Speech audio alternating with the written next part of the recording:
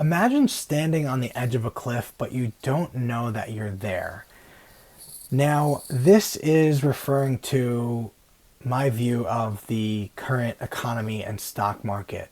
Historically, we have seen that the stock market has reached new highs right before recessions.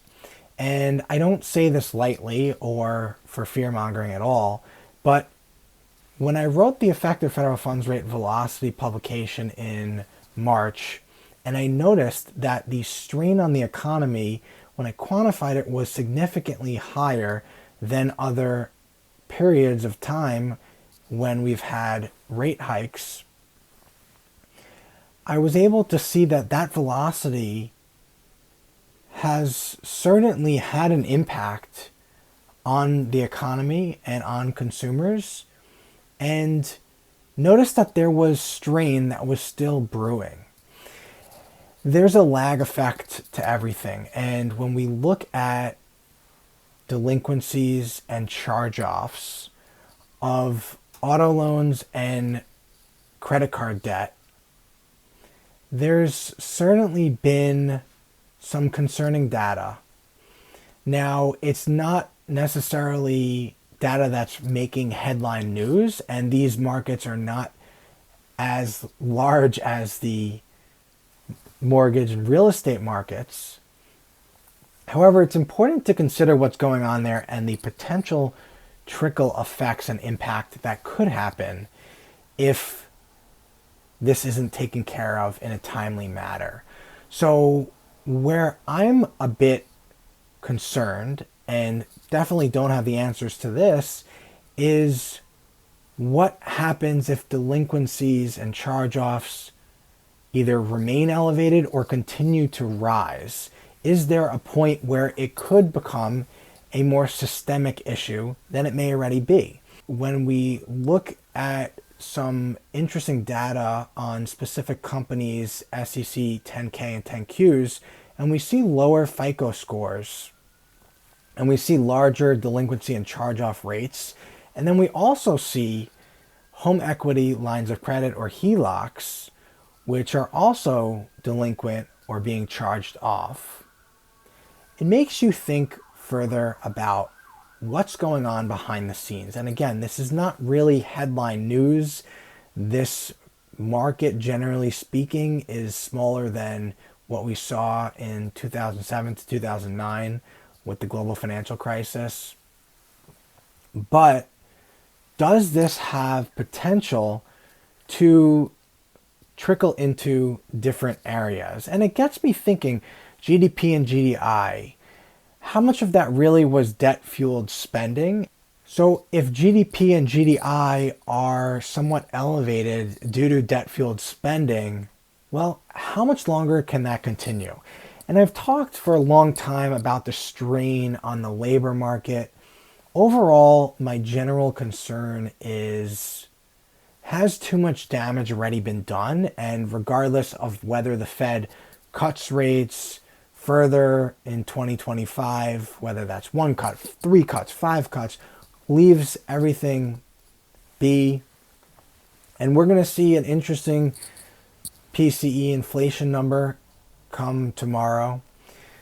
So it's really questionable to me of what the deeper implications are of interest rates, because they do control the economy, and I think it's really challenging to come back from such a rapid effective federal funds rate velocity, especially compared to what we've seen in historical times, because there's a lag period and data can be challenging to interpret, especially with all the revisions. And I'm not here to come make a specific prediction about when or where or how, but rather to discuss that the strain is there.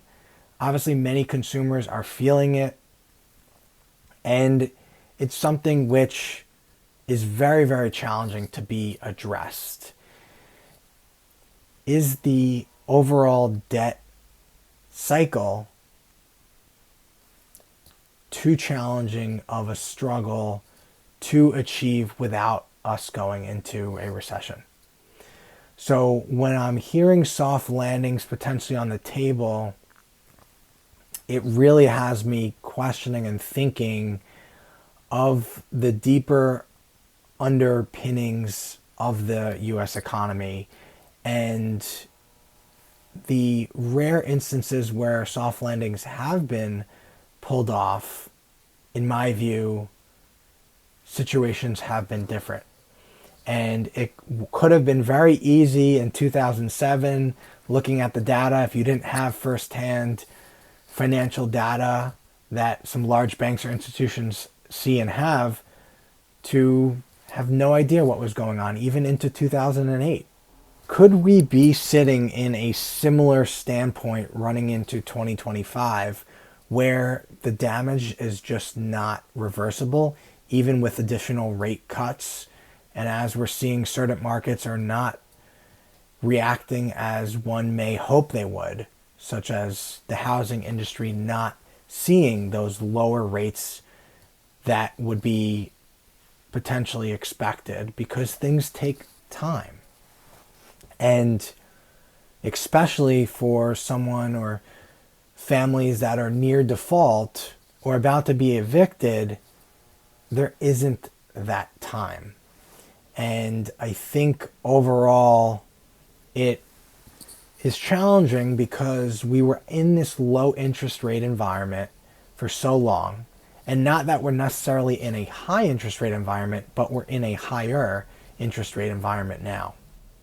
And so-called easy money made it possible for maybe larger players in the spaces and even small to middle-sized companies to access capital and take on projects that maybe otherwise they would not or are not doing now. But what about the other side? What about those paycheck to paycheck who are struggling and prices are more expensive, the dollar is not going as far? What happens there with all of these delinquencies and charge-offs? That's just one part of the market that I'll be dialing into further. And our model really looks high level at what's going on so that we can pinpoint areas to then address further. So not every recession or economic downturn ever really looks the same. When I look at a chart that I have of the past 8 US recessions, there's so many differences that happen, but the core fundamentals are similar.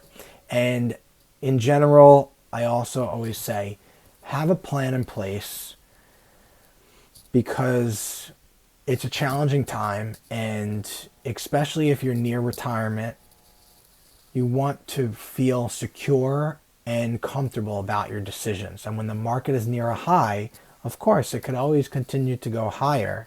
But with this much strain, do you believe that we will really be able to pass by a recession? Again, this is never advice. This is education.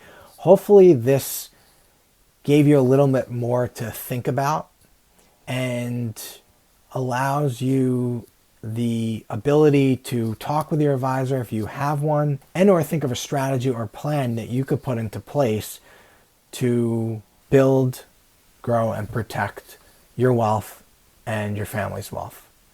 Thank you so much for listening, and let me know if you have any questions, comments, and I look forward to hearing from you.